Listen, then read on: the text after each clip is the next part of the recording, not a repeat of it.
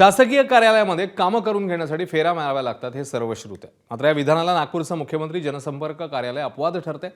या कार्यालयाने गेल्या 2 वर्षात काही हजार नव्हे तर तब्बल लाखांपेक्षा अधिक नागरिकांच्या समस्या ह्या सोडवलेल्या आहेत, त्यांची कामं केली आहेत. त्यामुळे कार्यालयाचं नियोजन हे कौतुकास्पद ठरते.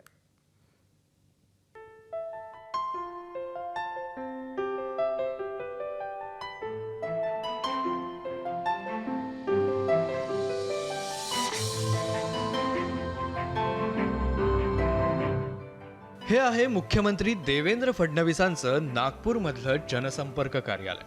पण हे कार्यालय आज समस्या निवारण केंद्र बनलंय आणि गेल्या 2 वर्षात इथे तब्बल 1,70,000 नागरिकांच्या समस्या सोडवल्या गेल्या आहेत.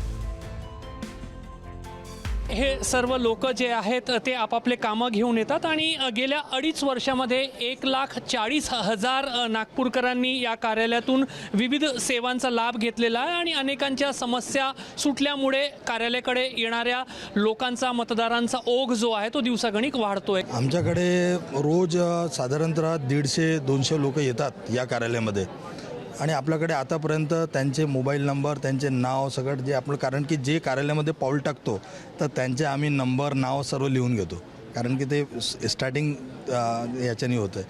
तर आपल्याकडे आतापर्यंत 1,40,000च्या वर आपल्याकडे लोकांचे रजिस्ट्रेशन झालेले आहे. जे लोक आपले समस्या घेऊन जे आलेले आहे असं लोक आहे. म्हणजे मतदारसंघातील 1,40,000 लोकांना विविध समस्यांबद्दल मदत झाली. त्यापेक्षा जास्त लोकांना आपण लोक आले आहे आणि त्यांना आपण मदत केलेली आहे.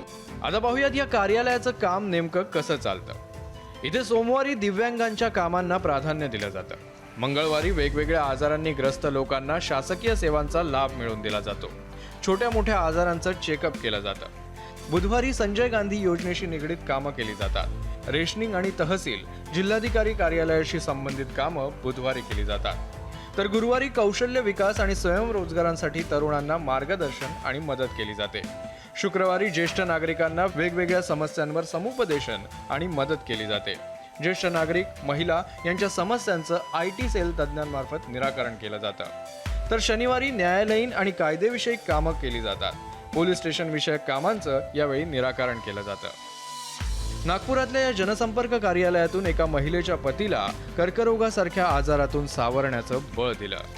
ऑक्टोबरमध्ये माझ्या मिस्टरांना कॅन्सर डिटेक्ट झाला होता आणि माझ्याकडे आयुष्मान कार्ड पण नव्हतं आणि माझी एवढी परिस्थिती नाही की मी प्रायव्हेटमध्ये ऑपरेशन करू शकते बा. आणि गव्हर्मेंटमध्ये आयुष्मान कार्ड किंवा BPLचं कार्ड वगैरे लागतं ऑपरेशनसाठी, तर ते माझ्याकडे नव्हतं. तर मग मी ऑफिसमध्ये आली दक्षिण पश्चिममध्ये आणि गुप्ता मॅडमला भेटली मी. तर गुप्ता मॅडमनी माझं एका दिवसामध्ये राशन कार्ड बनवून दिलं. ॲटलिस्ट ऑपरेशन होऊन ते रिकव्हरीच्या मूडमध्ये आहे आणि गुप्ता मॅडमने मला एका दिवसामध्ये राशन कार्ड बनवून दिलं, ते पण अंत्योदयाचं.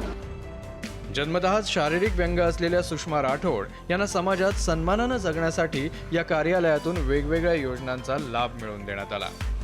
पहले हमको कोई कुछ बताता नहीं था, कोई जानकारी नहीं देता था ठीक से, लेकिन मुझे जब से ये CM ऑफिस के बारे में पता चला है तो इन लोगों ने हमें इतना अच्छा गाइड किया, सब बताया कि हम लोग कौन सी फैसिलिटीज है. पहले कुछ भी नहीं पता था हमें इस बारे में, तो जब से यहाँ से सब पता चल रहा है तो हमें बहुत राहत है इस वजह से.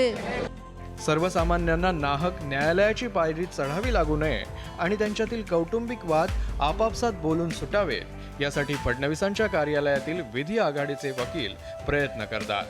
तर निशुल्कच म्हणून वकील आमच्या घरी येऊन आमच्या मोठ्या भावाची वगैरे समजूत काढून, किंवा आईवडिलाची जमीन असल्यामुळे तुझ्या नावावर जरी टॅक्स असलं तरी ही प्रॉपर्टी तिघही तुम्ही सारखी वाटून घ्या, हे त्यांची समजूत काढली.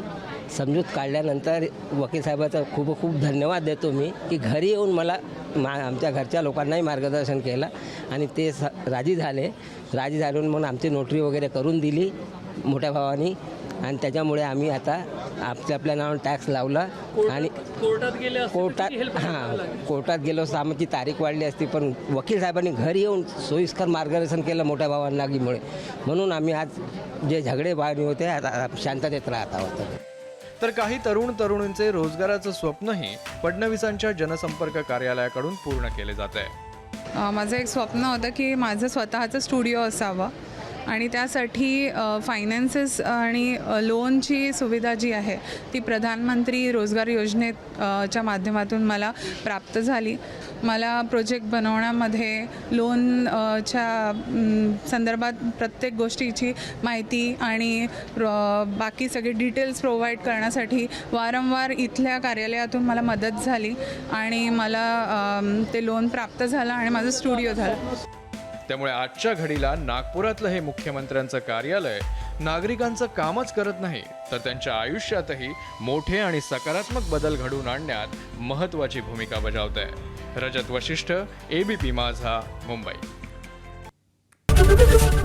ABP माझा, उघडा डोळे बघा नीट.